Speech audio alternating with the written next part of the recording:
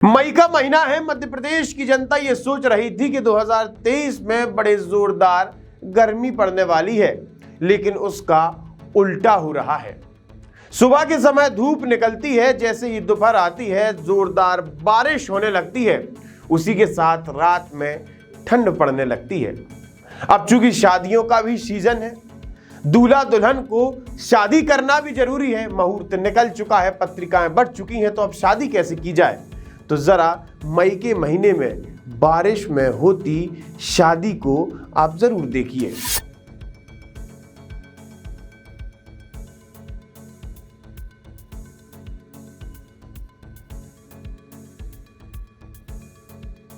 ये वीडियो बालाघाट का है, जहां पर शादी की तैयारियां हो चुकी थी। शादी का मुहूर्त आने वाला था और मुहूर्त से कुछ घंटे पहले बारिश शुरू हो गई।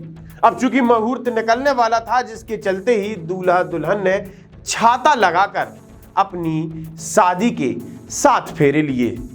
नमस्कार, मैं आशुतोष भार्गव, आप देख रहे हैं आयुध।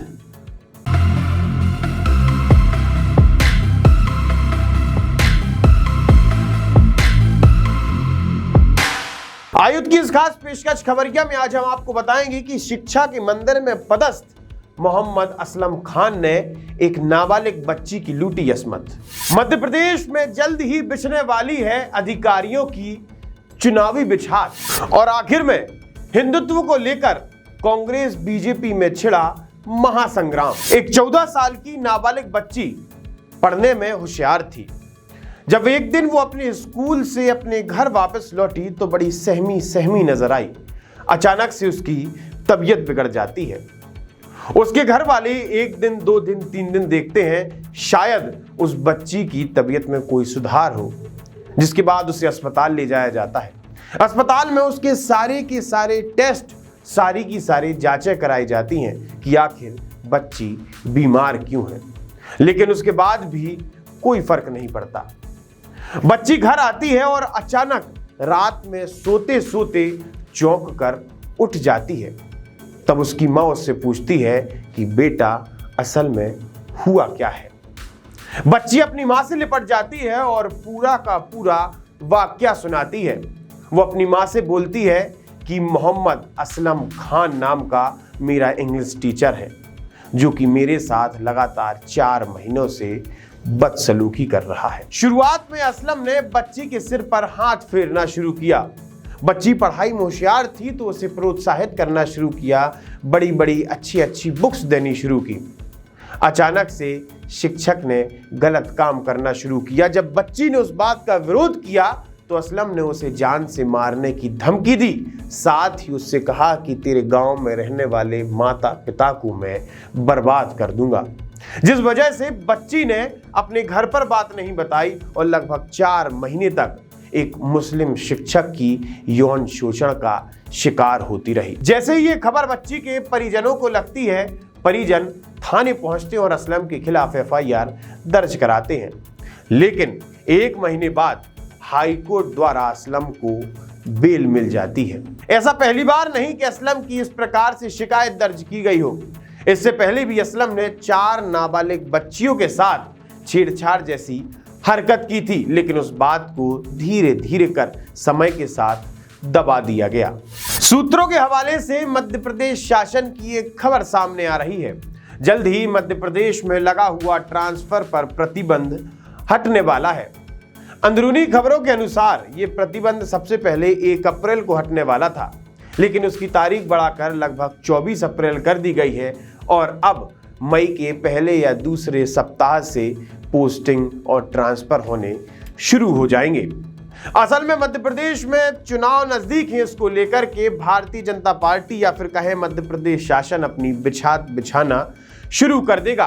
कहां पर कौन अधिकारी रहेगा, किस प्रकार से चुनाव होने हैं, क्योंकि ये राजनीति का एक हिस्सा है। जिसके हाथ में शासन होता है वो इसका भरपूर सदुपयोग करता है। इसी के साथ ही मध्य प्रदेश के मुख्यमंत्री शिवराज सिंह चौहान ने अपने मंत्रियों को कुछ दिन पहले एक नसीहत दी थी कि ट्रांसफर के समय यह ध्यान दिया जाए कि किसी भी प्रकार की गड़बड़ी ना होनी पाए। इस बात के कई सारे मायने निकाले जा सकते हैं। ये अब आपका काम है। ये बात तो साफ नजर आती है कि जैसे ही किसी भी राज्य में चुनाव नजदीक आते हैं, वैसे ही राजनीतिक पार्टियों की बयानबाजियां दुगनी तिगनी रफ्तार से बढ़ जाती हैं। अब जरा कांग्रेस पार्टी को ही देखिए। कर्नाटक में कांग्रेस पार्टी ने बजरंग दल को बैन करने की बात कह दी है। अपने मैनिफेस्टो में बाकायदा इस बात को इंगित किया है। इसी के साथ ही मध्य प्रदेश में वही कांग्रेस पार्टी अपने आप को हिंदुत्व का चेहरा बताने की जी जान प्रयासों में लगी हुई है। हाल ही में कमलनाथ का बयान आया कि मैं भी हिंदू हूं, लेकिन मैं मूर्ख नहीं हूं। जरा सुनिएगा। मैं हिंदू हूं, मैं गर्व से कहता हूं मैं हिंदू हूं, पर मैं बेवकूफ नहीं हूं, ये समझने की बात है। अब जैसे ही कमलनाथ ने यह बयान दिया, इस बयान के अलग अलग मायने निकलने शुरू हो चुके हैं, जिसके बाद मध्य प्रदेश शासन के गृह मंत्री डॉक्टर नरोत्तम मिश्रा ने कमलनाथ पर तंज कसा है। अब कांग्रेस में ये दो ही नेता बचे हैं,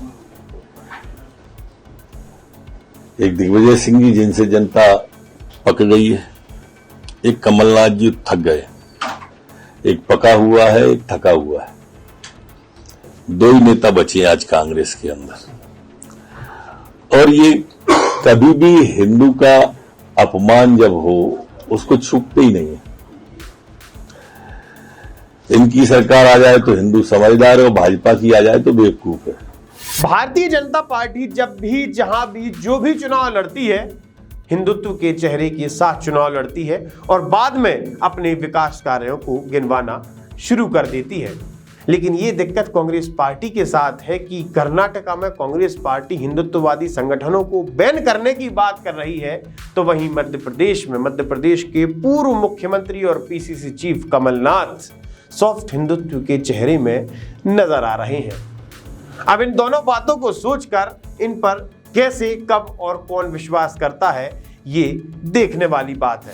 आप हमारे साथ जुड़े रहिए, देखते रहिए आयुध। आप हमारे चैनल को सब्सक्राइब कर सकते हैं। हम फेसबुक, इंस्टा, यूट्यूब, ट्विटर हर जगह मौजूद हैं। आपका बहुत बहुत धन्यवाद।